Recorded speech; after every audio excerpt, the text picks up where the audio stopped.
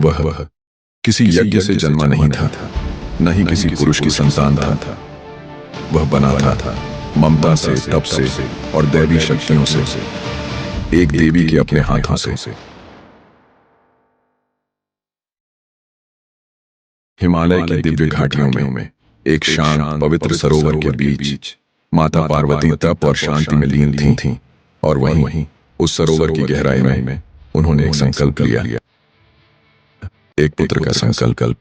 ऐसा पुत्र जो उनका सम्मान करे, उनका सहारा बने और जो जन्म ले उनके प्रेम और आशीर्वाद से। स्नान करते हुए माता ने अपने शरीर की हल्दी और उपटन से एक नन्हे शिशु की आकृति गढ़ी। एक ऐसी मूर्ति थी जो इतनी सजीव थी मानो अभी इसी पल वह आंखें खोल दे। और फिर माता ने अपनी दिव्य शक्ति से उस मूर्ति में प्राण फूंके और वह बालक जीवित हो उठा। उसकी मासूम मुस्कान देखकर माता की आंखें भर आईं। स्नेह से उन्होंने उसका नाम रखा गणेश। माता ने आदेश दिया, जब तक मैं न लौटूं कोई अंदर न आए।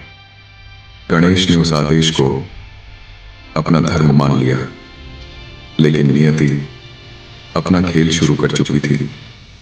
आज ही का दिन था जब महादेव अपने गणों के साथ बहुत समय बाद कैलाश लौट रहे थे।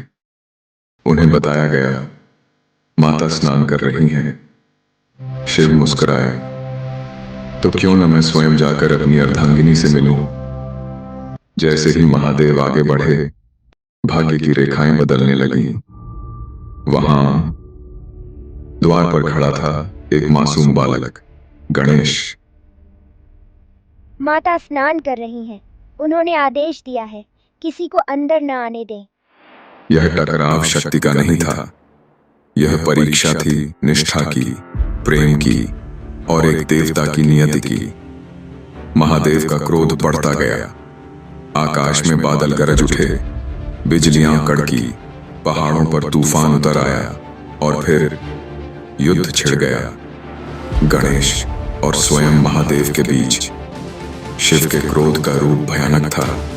उनकी आंखों में अग्नि जलने लगी और एक प्रचंड प्रहार में त्रिशूल हवा चीरता हुआ निकला और गणेश का सिर धड़ से अलग कर गया।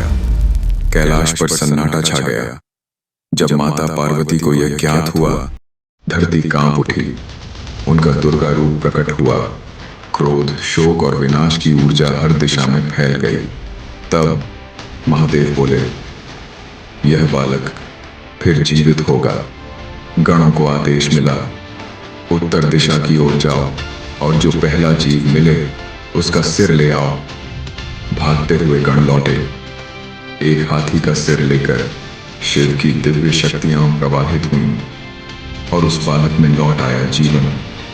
जन्मा एक नया देवता, एक नई आशा, एक दिव्य संकल्प। महादेव ने घोषणा की, अब से यह बालक विघ्नहर्ता कहलाएगा। हर शुभ कार्य की शुरुआत इसके नाम के बिना अधूरी होगी। और इसी प्रकार जन्म हुआ उस देवता का जो हर संकट हरता है और सफलता के द्वार खोलता है, भगवान गणेश।